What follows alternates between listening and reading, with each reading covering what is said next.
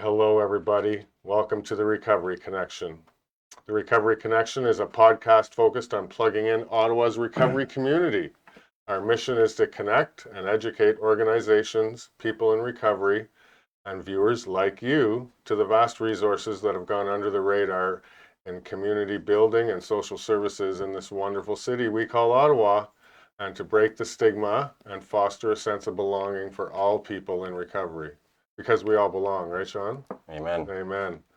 Join us live on Facebook, as you're probably doing right now, and YouTube at 8 p.m. on the second and fourth Thursday of every month, where I, Kevin Williams, will be chatting with friends in recovery and community organizations on topics that are important to us and also important to the communities that are in this great city. If you're joining us live, please send in your questions for a live Q&A after our conversation. The Recovery Connection is available on all major streaming platforms such as Spotify, Apple, Google Podcasts, 1 week after each live episode. Follow, like, and share our social media accounts. Head over to Jericho Road, our website, and you can get a lot of great news and see upcoming guests and learn more what's going on at Jericho Road. Keep up to date on everything that's happening. And one of the things that I wanted to do was plug our auction, but I'll do that at the end. How does that sound? Sounds good. Sounds good? Okay. So today we're having our Voices of Recovery segment, and we have a good buddy of mine, Shawn H. Say hello, Shawn. Hi. Hey, everyone. And we kind of had a pre-conversation to this podcast. And one of the things that I wanted to start off talking to you about before we get into our main conversation is COVID and what challenges you've experienced in COVID. And I always say too, you know, I have an old timer at my meeting, and he says there's no such thing as problems, just opportunities. Yeah. And so what opportunities have you found during the past year and a half? That's good to put it that way because although I know my story is probably not the same as a lot of people, I'm sure there has been a lot of challenges. COVID has actually really enhanced my recovery by making me or giving me the opportunity to do more, right? And to work harder and to put more effort into it. Like it can't just I can't just fly by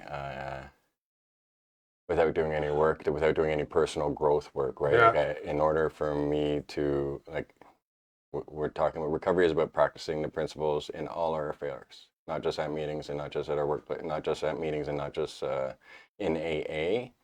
But when we're isolated and we have restrictions put upon us that we may not like, it gives us great opportunities to really practice the principles of the program: honesty, forgiveness. So what part of the craziness of living in a COVID world, what part of that pushed you to do more? Because I think for most of us, it was an opportunity to do less. Well, what part pushed me to do more? Being forced to do things that we don't want to do pushed me to do more, right? Yeah. And the differences of opinions about COVID, Mm-hmm. there are so many different ways of looking at it, and people who may not agree with the way I look at the illness or the disease, and Mm-hmm. gives me more opportunity to practice patience, acceptance, and communication skills, and being open-minded to other people's views, and just in that sort of sense, right? Mm-hmm. As far as like going to meetings, I didn't find it difficult. I was fine with the online thing. My wife actually preferred that, so that was good for us. I started getting to more meetings because they went online rather than in person. Mm-hmm. So that side of it really became easier for me. Mm-hmm. But like I said, being stuck. This is great for this topic that we're going to talk Mm-hmm. about. Being stuck in the home with your family and your wife and some people that you have to spend every moment with them, right? It gives you a great opportunity to work the program or not work the program and work that out, right? So I understand that COVID is definitely a challenge for newer people in recovery, but one thing that has been seen and that I've been able to see is recovery people making it, people who are really working the program doing really well, and people who aren't necessarily working the program not doing so well.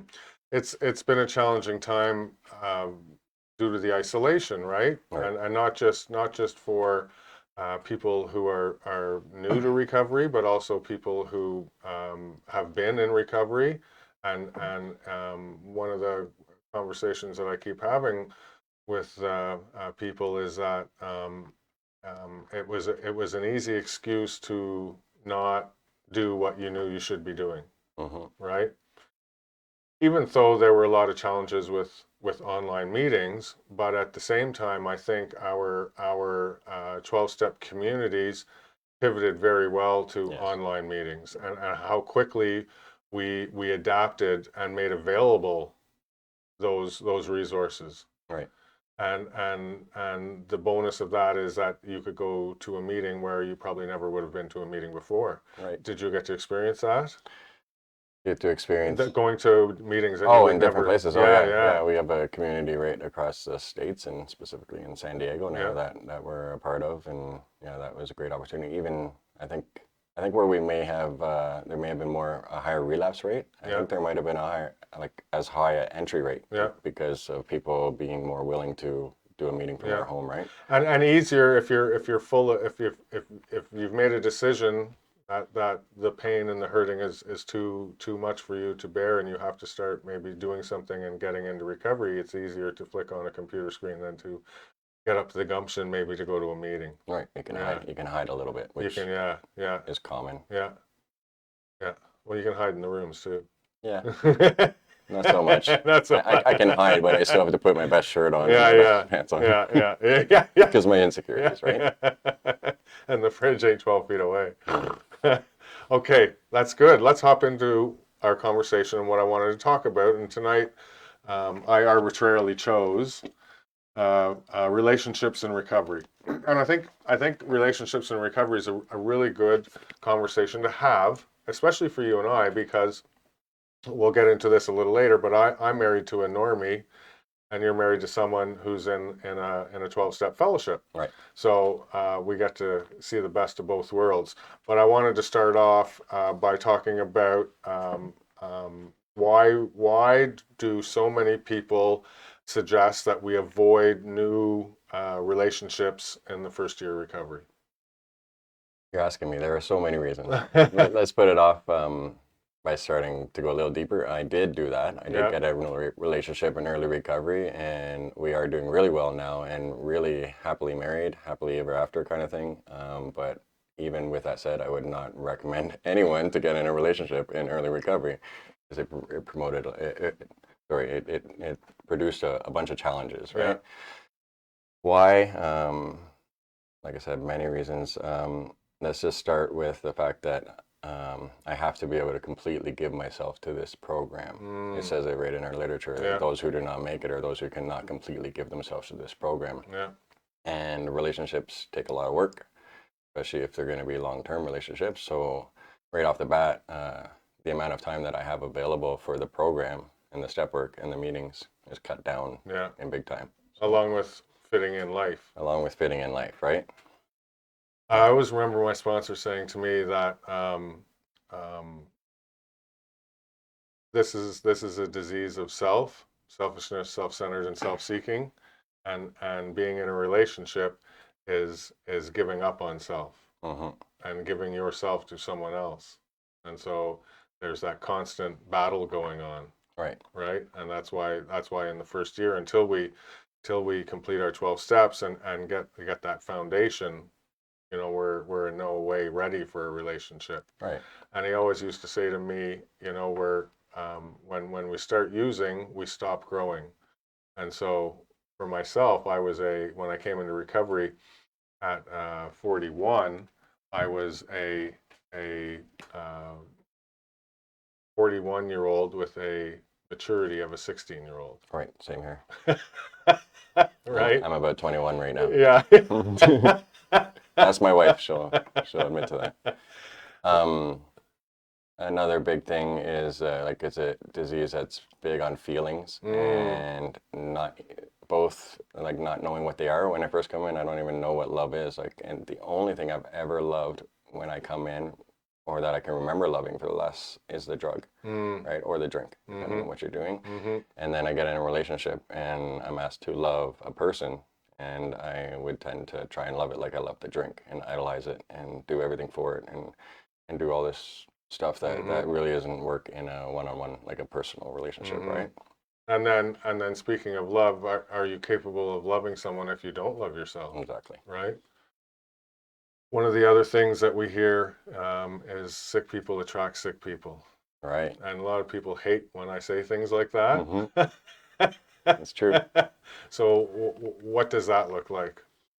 Um, well, I think you can go back to what you said. I come in as a 16-year-old, right? Mm-hmm. Who do 16-year-olds get along with? They get along with 16-year-olds, Mm-hmm. right? So if I'm trying to get into an adult relationship or trying to like, and that's a lot of what I do, because especially coming into recovery, I want to get everything back, and I want to get everything back quick. So I want to get married and I want to get kids. Mm-hmm.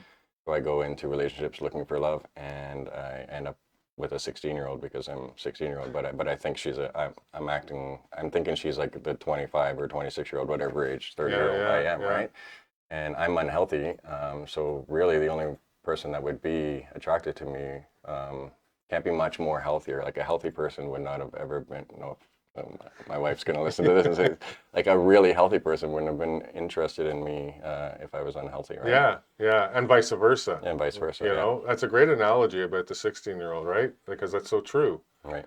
You know, I want to be with people who are like-minded, Right. right? Same with the program. People in recovery tend to struggle in romantic relationships. A huge part of the problem is that the self-absorption, and I always like to say that saying, right? I may not be much, but I'm all I think about, Right. right? One of these days I will get t-shirts, and I will tell all our listeners that I have t-shirts made. It goes hand in hand with addiction because it causes conflicts in relationship, because all I'm thinking about is myself, right? And when you're in a relationship, it's not about you anymore, Right. right? And Mm-hmm. that when we haven't even gotten to the kids yet. Mm-hmm. Yeah. Right? Right. So how does being in a successful relationship, how does giving up self look like to you? Being in a successful relationship, it's Yes. putting the others before yourself, right? Putting the others' So needs so at we, least as we high as hear your own that, needs. but give me a tangible example of that. My significant other is having a rough day. Yeah. So rather than like maybe pick up the slack around the house, or ask how their day was, and Mm. feel it and listen to them out and hear them more and let them Mm-hmm. talk and Get closer to. get closer to the mic. There we go. Yeah, so spending some time actually listening to the other person, Yeah. right? And if I'm selfish and self-absorbed, it's like, no, you're having a bad day. It's affecting my day. Stop having a bad day, Yeah. Yeah. right? Yeah. Yeah. Yeah. Or get away from me, Yeah. and we'll Yeah. talk on another Yeah. day when you have a Yeah. good day, Yeah. right? Or Like, I'm out of here. right. Yeah. Yeah. Maybe I'll go where I'm wanted. Mm-hmm. Yeah.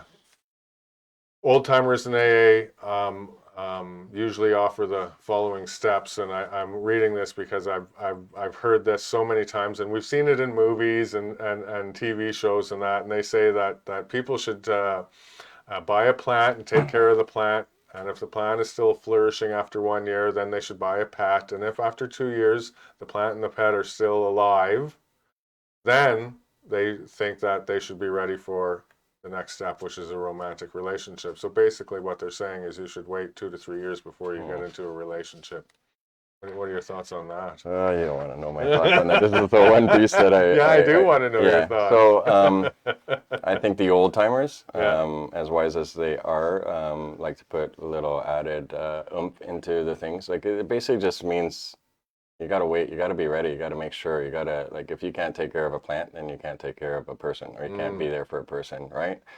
I believe I believe there's no time frame on it, but you have to be like recovered doing the steps, through the steps, right? I don't like the whole, like, I love the saying, like, I love the saying because it tells people, it just space, you got to wait a long time, Yeah. right? Yeah. A long time, right? But I've kept a plant alive while I was using, so it doesn't necessarily fit all the time, Yeah. right? So, Yeah. Yeah. but it's just a stronger, it's like most of the slogans, a lot of the slogans, if they're taken in context and you can read between the lines, it's just putting across a point that you shouldn't do it early on, for Yeah. sure. In my mind, anyways. Yeah. All the old timers are going to be mad at me now for saying that, but like I said, nowhere in our literature does it say to wait 2 years for a relationship. I think you're bang on. I think the point is that you want to make sure that you're capable of handling the emotions, right? Mm-hmm. And that's why I always think of the slogans, that we see in the rooms, and one of them is think, and not. My sponsor always used to say think, not feel, feel. Right. Because we're so used to acting on our emotions, Mm-hmm.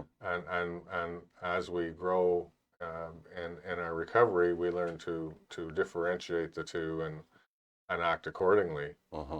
Does it still happen today that you feel in your relationships Definitely. and say things that you probably shouldn't say? Yeah, there's definitely times. Yeah. And be honest and say that there wasn't times Yeah. I did that, but Yeah. it's less often, for Yeah. sure. Yeah. And I'm more aware of when it's happening and can quickly counter with proper attitude Yeah. or proper behaviors. Right? Yeah. Yeah, I would love to say, because I know my wife is watching, I would love to say that it doesn't happen to me, but Mm-hmm. that would be uh, yeah, that would be an untruth. I just thought of another bad side to the whole plant and animal thing. Yeah. You would have a bunch of newcomers buying plants and animals just so they could get, and then the animals would be treated unhealthy, unfair, and it's just not a good thing. Yeah, the big spike at the Humane Society. Right. Right? Oh my goodness. For people to be happy in their relationships, they need to be happy with themselves. And this is what we were talking about earlier about you can't love somebody if you don't love yourself. Right. How do you know if you love yourself? How do you know if you love yourself? Good question. Yeah, that's a good question. Yeah.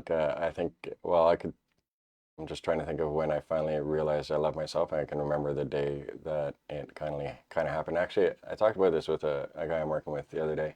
I think the thing is that we all do love ourselves underneath all the crap, and like there is one part of us that loves ourselves deep down in there, and then there's all that crap that we're going to deal with in our step work that is going to be taken away by God. It's going to give us the ability to harness that love that we have for ourselves. Does that make sense? Yeah. A little bit, right?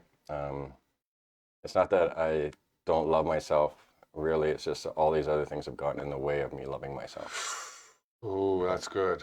Yeah. Yeah.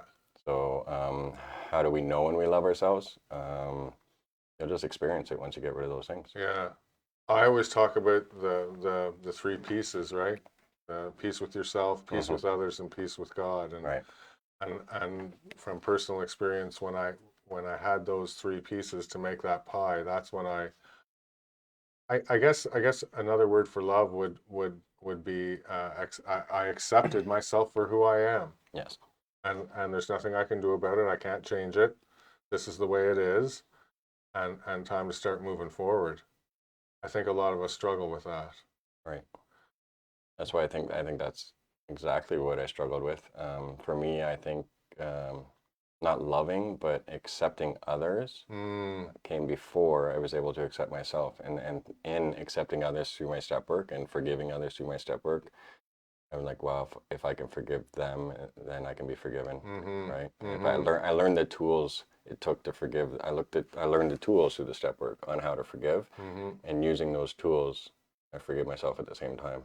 And it was like kind of like a one big love fest, I guess. I just started loving myself, and I was able to love others more after I realized I love myself. So part of being in a relationship, we deal with self-esteem, trust, control issues. If we don't really love ourselves, then it's really difficult for us to accept that someone else can love us. Have no, eh? You know exactly where I'm going with that. I don't have control issues, or never had control issues. So let's just put that out there first of all. Sorry, that's a lie. That's not true. Yeah, I forget the question. So how difficult is it to accept that somebody else can love you if you don't love yourself?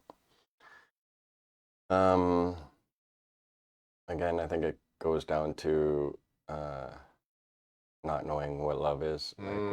So if someone else not, I can't accept maybe I don't know what love is until I do love myself, what the real meaning of love is, until I have that kind of love. Like, I can accept that my parents loved me, and I can accept that some girlfriends loved me growing up, like before I even really knew what love was, right? Yeah. And then part of that maturity process that I missed was learning the difference between just a teenage love relationship, like girlfriend, boyfriend, probably never going to get married kind of thing, to a real love thing, right? So how can I accept, first of all, that someone loves me when I don't know what love is? And I have a picture of what love is, and it's definitely not what I do to myself. So if I'm not worthy of my love, I don't think I'm worthy of anyone else's. I think that too, right? I think I said a lot of different things there in that little sentence, but I think it's really hard to accept someone else's love, period. But even more so if I don't love myself.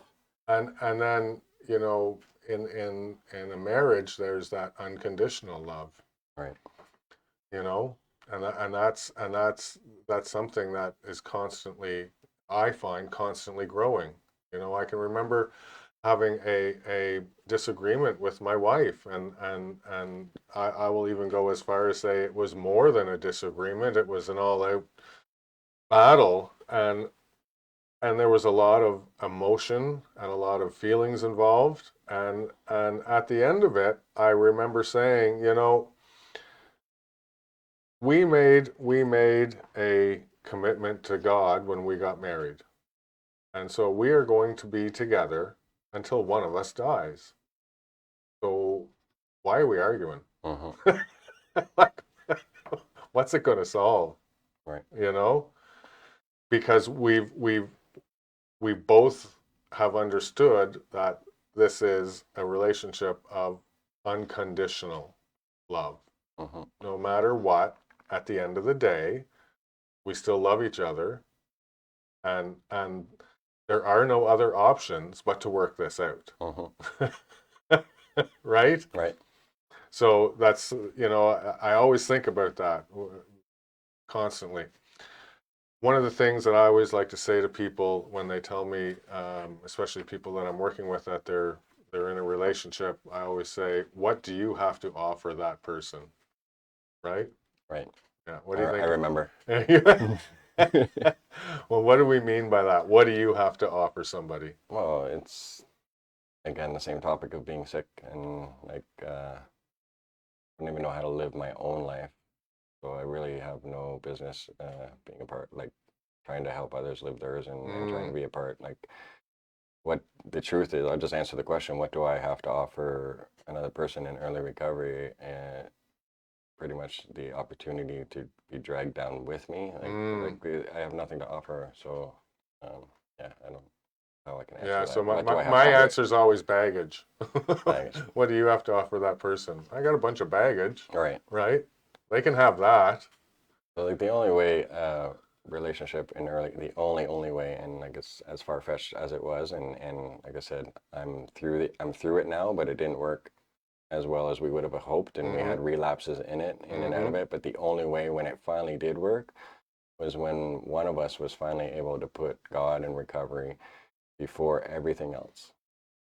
So I had to get rid of my own baggage. I had to avoid or whichever partner has to get rid of their own baggage, slowly but surely have to avoid the other person's baggage, and then just hope God still works miracles in all that, right? Like there's times where in our relationships where my wife or I, in the early going anyways, had to go to a meeting instead of being there for their partner.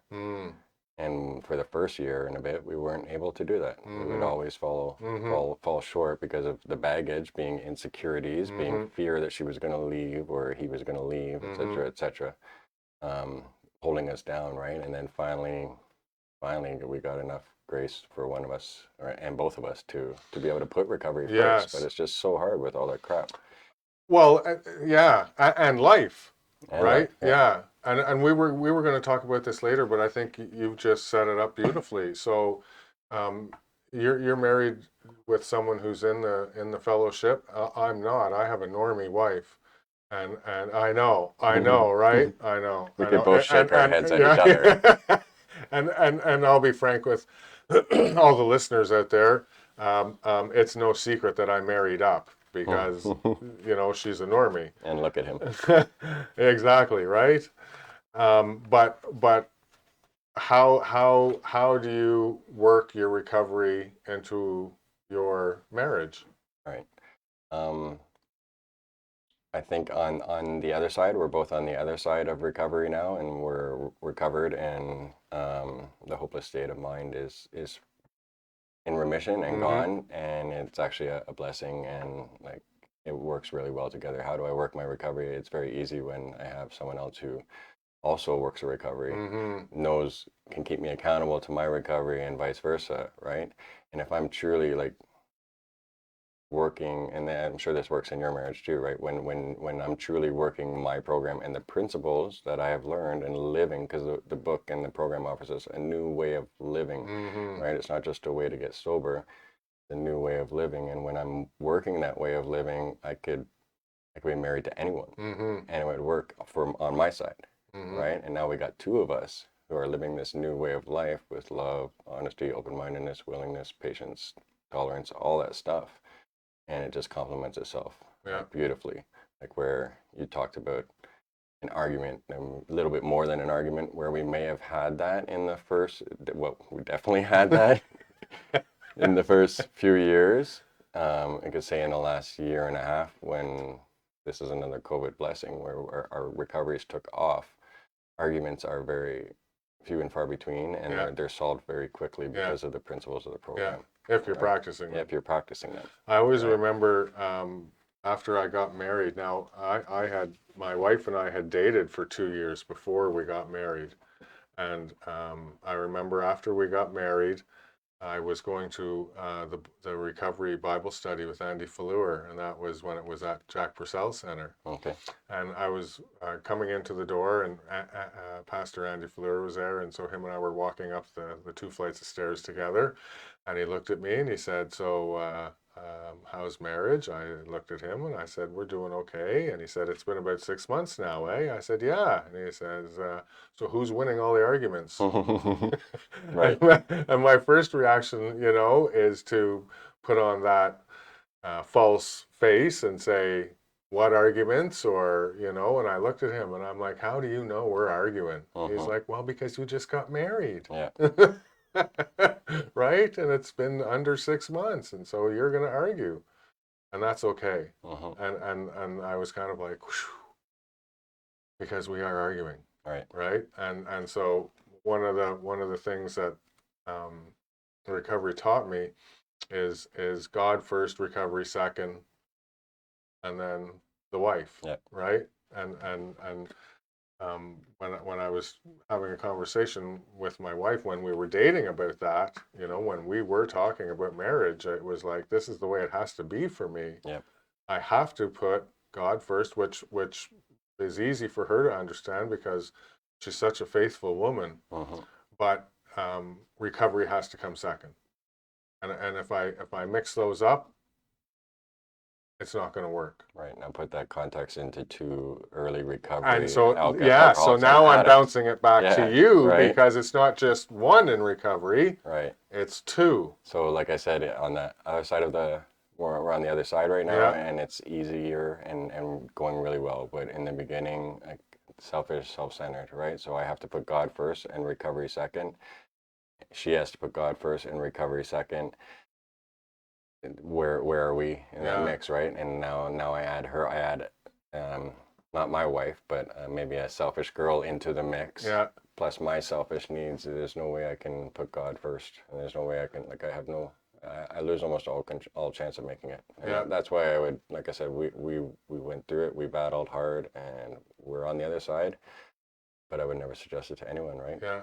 And I think that's where we Because now I'm putting me first, and then my wife second, and then Yeah. Who has time for God? Maybe she has kids, Yeah. or maybe like, and then my job third, like because I'm getting my new job in order, and like Come closer. who has time There for we that, go. right? Yeah.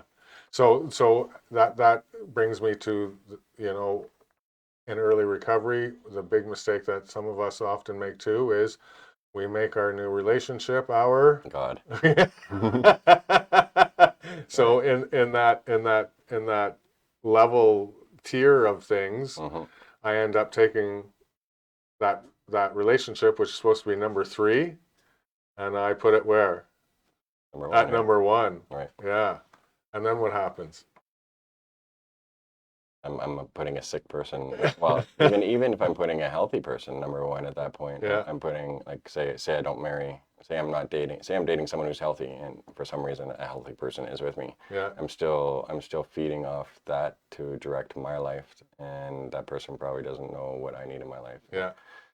Doesn't work. I, It doesn't work without I God at made the I top. made that mistake in early recovery. Mm-hmm. So I was um, let's see, 2 years sober, just over 2 years sober, and I started dating, someone in the program, Mm-hmm.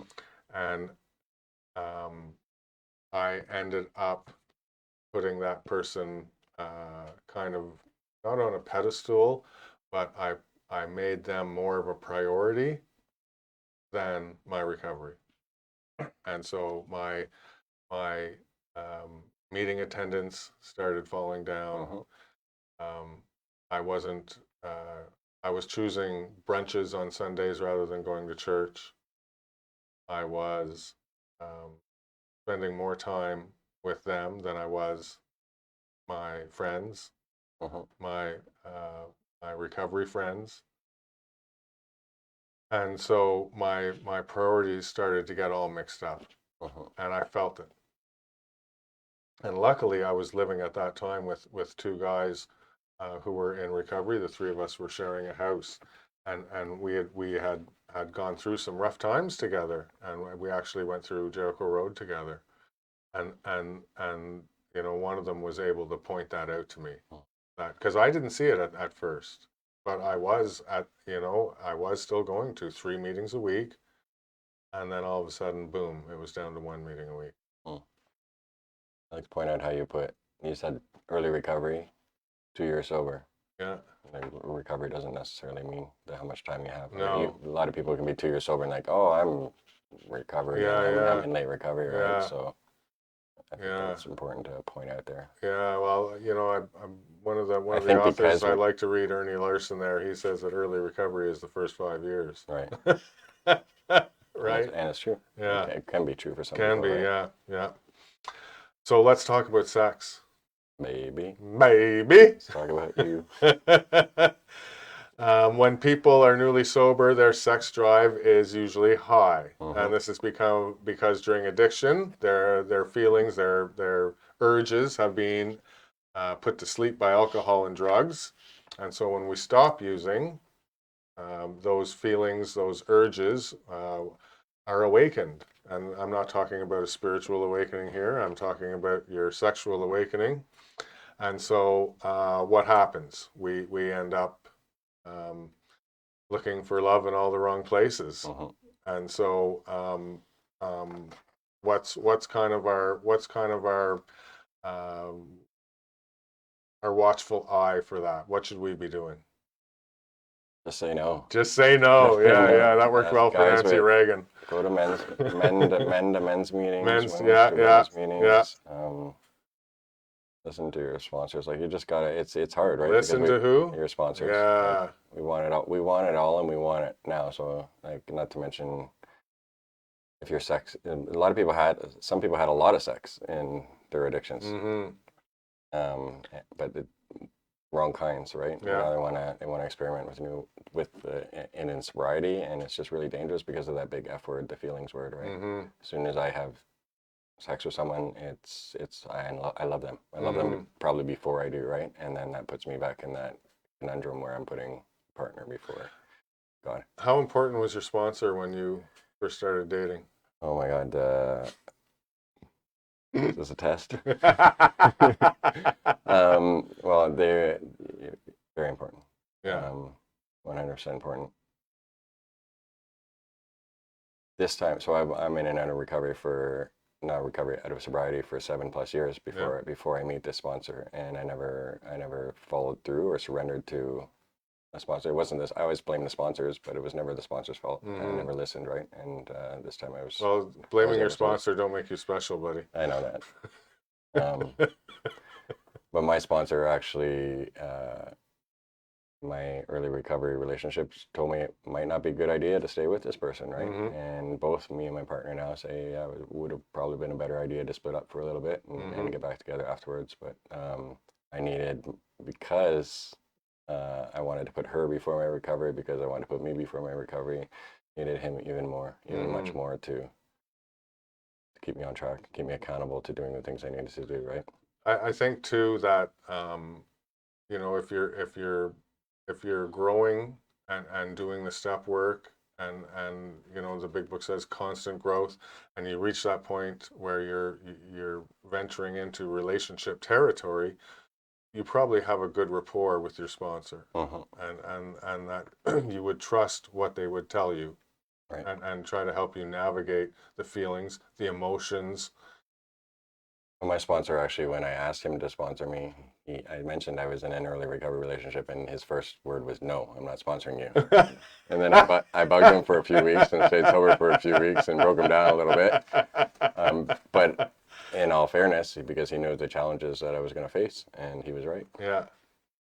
So, what challenges are there being married to someone who's in recovery? I mean, for your recovery, For my recovery, not the individual, okay, the recovery. Because she is watching. Yeah, I meant, yeah. So, for instance, both you have to take time for your recovery. So, how do you? But the like I said, both of us know that, and both of us are aware of that, and we're both on the same page there, right? So the dangers could be if I didn't have a loving, amazing partner who had the same goals and dreams, and like our jobs are to help others. We know that, right? We know that our recovery comes first, so it's okay. But what problems could be created is if I started, like we said, if I started putting her needs before my recovery needs, right?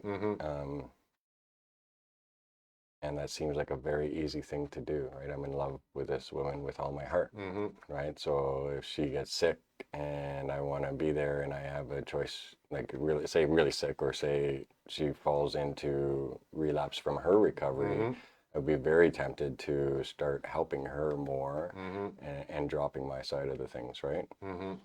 Again, that's where my sponsor would come in to help me. But also the idea of putting God first, and it's been very programmed in both of us, and me especially, that God and recovery have to come first, right? So I have to find a balance, and I have to have time available in case something like that happens. Yeah. I have trouble answering that question, like I said, because we're both on the same page. Yeah. We know, and that's got to be the most important thing if you're going to be in a relationship. You said you did it with your wife. That's kind of my follow-up. How did you get there?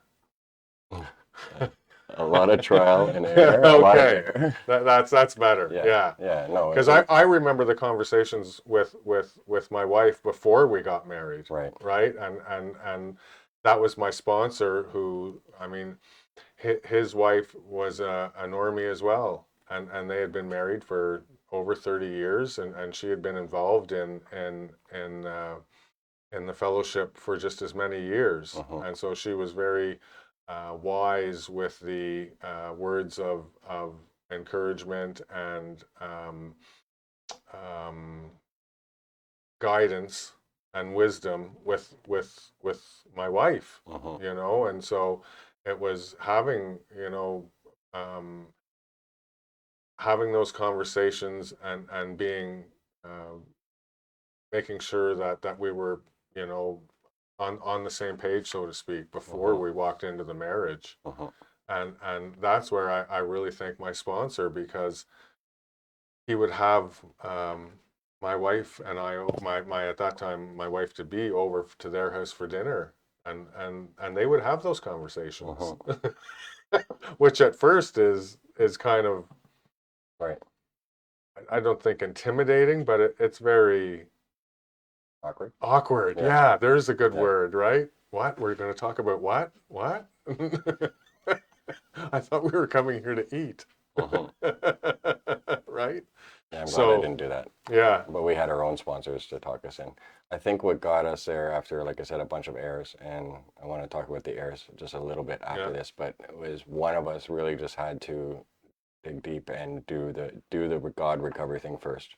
And as soon as one was able to do it, the other one was able to follow after they saw it start working, Yeah. right? But speaking of those errors, and like I've had a couple relapses. My wife, we've been together 6 years. I've had two big relapses, and she's had a bunch of small relapses. And every single one of those relapses could have took me out, Hmm. could have took us out, right? So that's the pro versus con you have to think about in early recovery. You won't want to think about it, right? But we're very very very lucky that we're still together today and that we're still sober today, right? Because although we didn't do it perfectly, like look at us. I work with sponsees and I tell them don't get in relationships. They're like, yeah, you did it, and I'm like, no, I didn't. We didn't successfully do it, Yeah. right? Yeah. We tried and we fell and we tried and we fell, and by the grace of God, we were one of the one in a million that are on the other side, Yeah. right? And that's part of sharing our experience, strength, and hope is that hopefully I can share that so you don't have to fall like I did, Mhm. right? If you're gonna be with this girl, God's gonna make you with that girl Yeah. either way, right? Whether Yeah. it's now or in a year after you're done your step work, or 2 years when your plant's still healthy, whatever it's gonna be, Yeah. Yeah. you gotta Yeah. If trust it's God. You meant to gotta trust be. God. Um, during early recovery, we know we have to make our sobriety a priority. So for for people who are listening to us, how do you know if your relationship is threatening your sobriety? Has that ever happened to you? Hmm. So how did you know? My sponsor, Mm, right? Or I wasn't staying sober mm-hmm.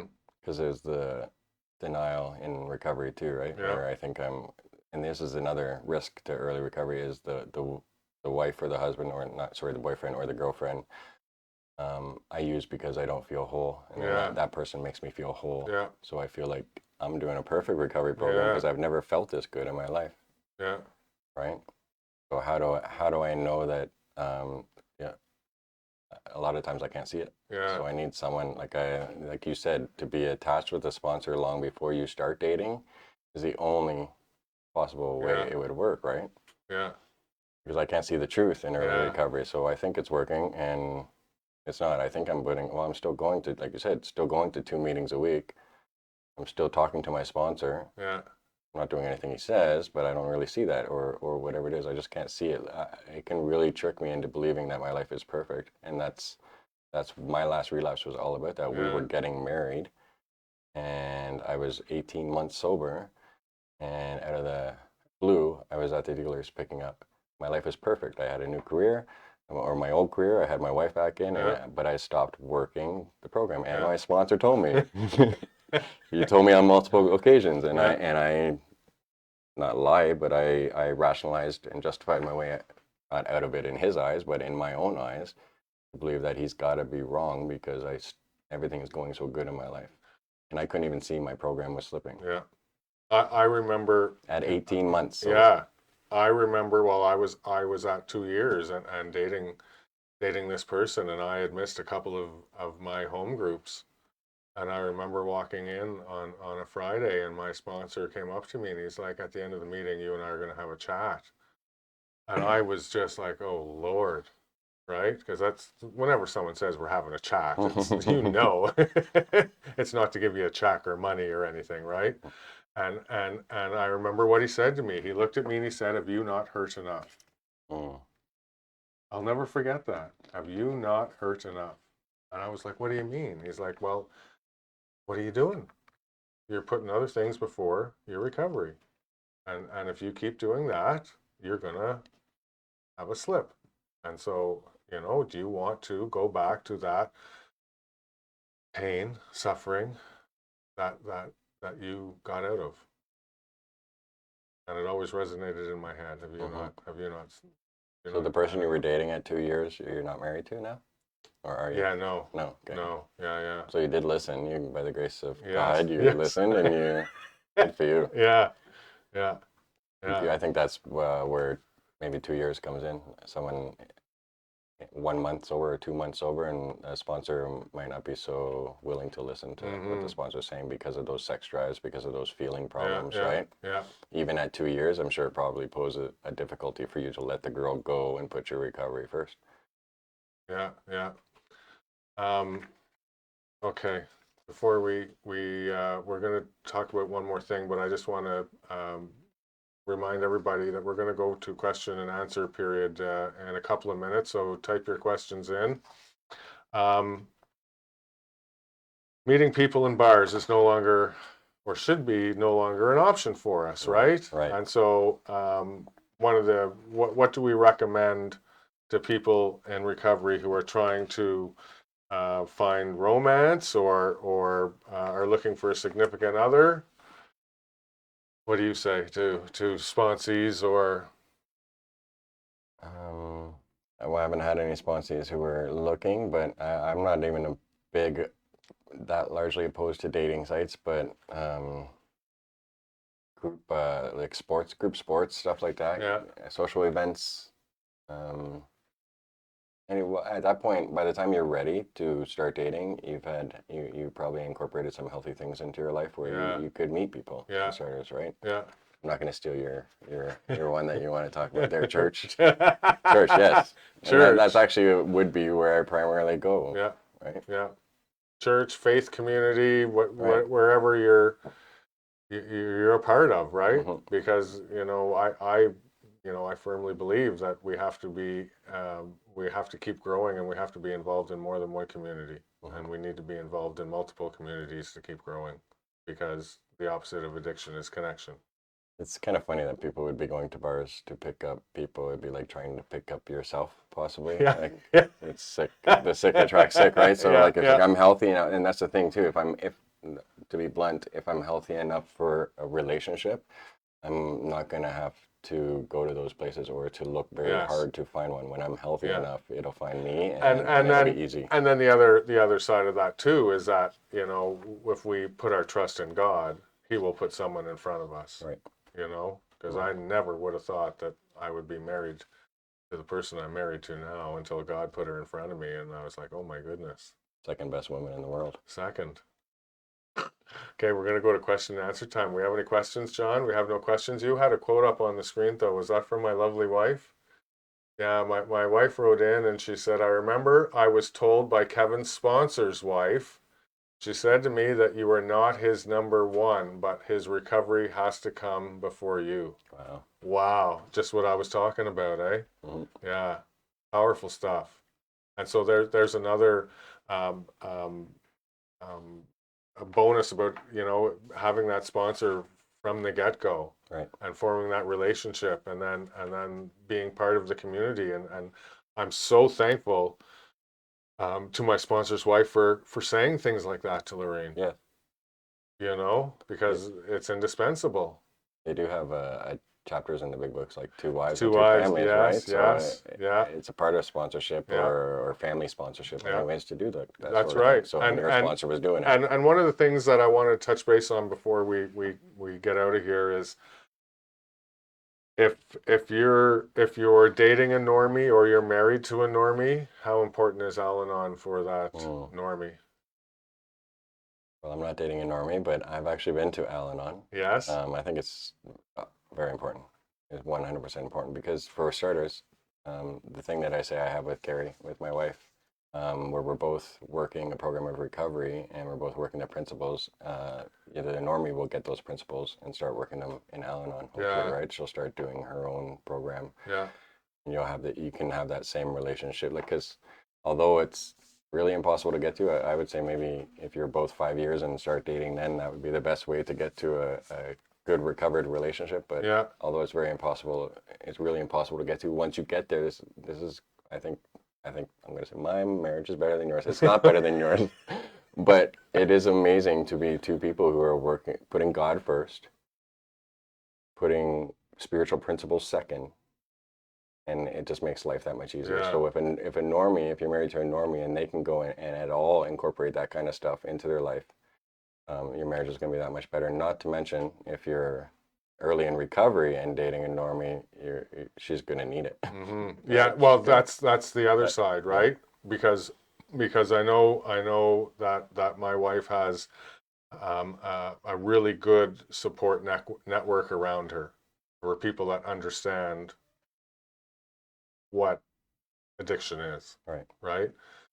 And one of the things that I learned, because we're on Al-Anon here, it's in my head, is to be able to understand the disease of alcoholism and addiction. And one of the things that Al-Anon says is the 4 C's. And as someone, as a normie who is in a relationship or married to someone who's in the 12-step program or is in recovery, the 4 C's are: I didn't cause it, I can't cure it, didn't cause it, I can't cure it, I can't control it. And what's the fourth C? That just slipped my head. My goodness. You better go back to I Al-Anon. better go back to Al-Anon. Well, I didn't go. I just heard from someone in Al-Anon. Cause, control, cure. I don't know. Huh. Oh, we have a question. Is it wrong to get into a relationship? No? Okay. We don't have time for that question. Just got from my producer. Okay. Read it. Read it? Not out loud. Oh, John, my producer's saying, read the question, not out loud. So back to the Al-Anon. Back to the Al-Anon. Okay, not reading that question. Back to the Al-Anon thing. Yeah. They teach Cause, Al-Anon. cure, control. Conform? I don't know. Compel? Contradict? Contradict? No. Love with detachment, right? It's their big thing, right? They teach you how to love. Yeah. Yeah. Oh, there's my wife. She's piping in again. She says, whether a normie or in the program, as a wife or a husband, we need to learn about addiction. Right. Yeah. Yeah. So true. So Amy Lauber, our continuing care coordinator, if tomorrow morning you're going to have to remind me of the 4 C's again, because I can't believe I just forgot them. Okay. Well, that was wonderful, Shawn. Thanks for being here. Yeah. Hopefully,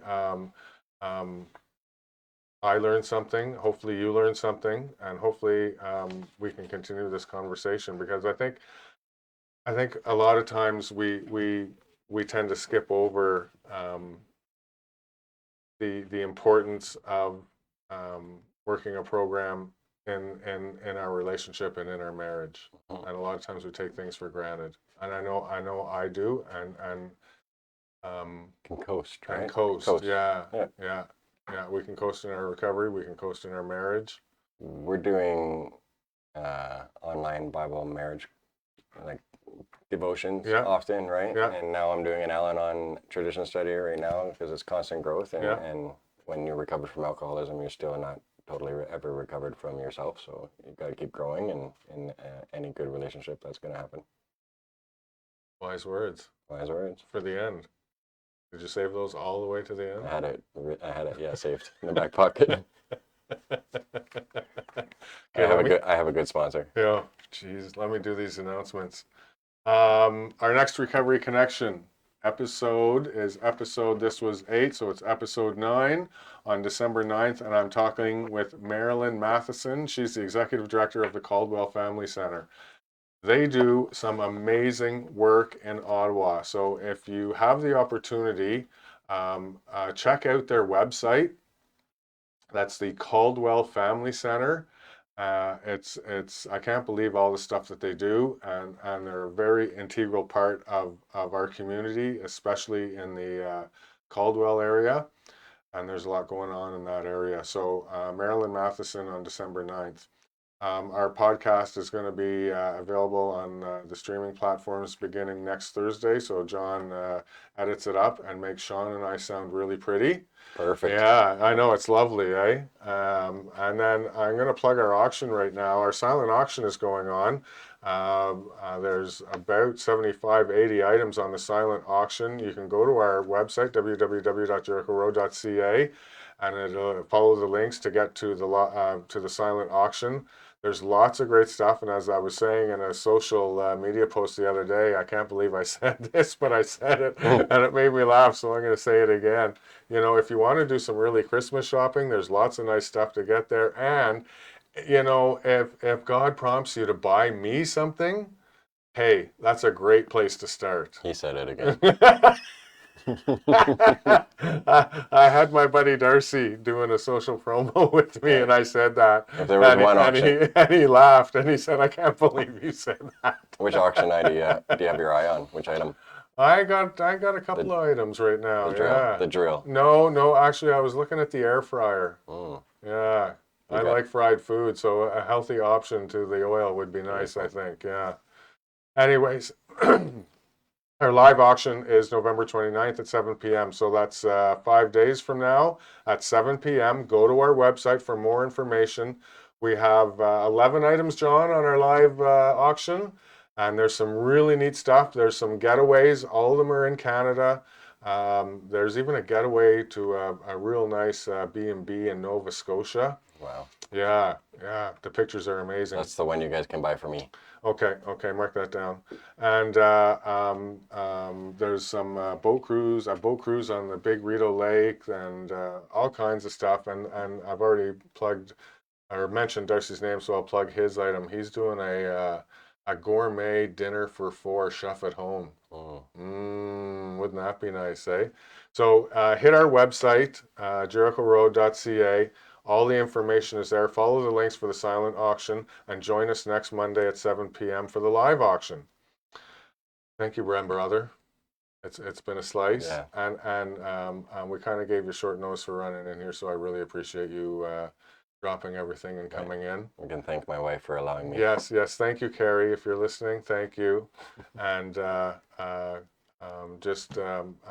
hope that you and Carrie and Isaiah have a peaceful, wonderful Christmas, You too. and get some rest, and I look forward to what the new year has to bring us. Right on. Okay, blessings, brother. Thank you, everyone, for watching. Thank you for listening. Join us December 9th for Marilyn Matheson, and I'm really looking forward to that. I'm sure you will too. To all my friends, love you all. Thanks for joining us, and we'll talk to you soon, and we'll see you soon. Bye-bye. Bye-bye.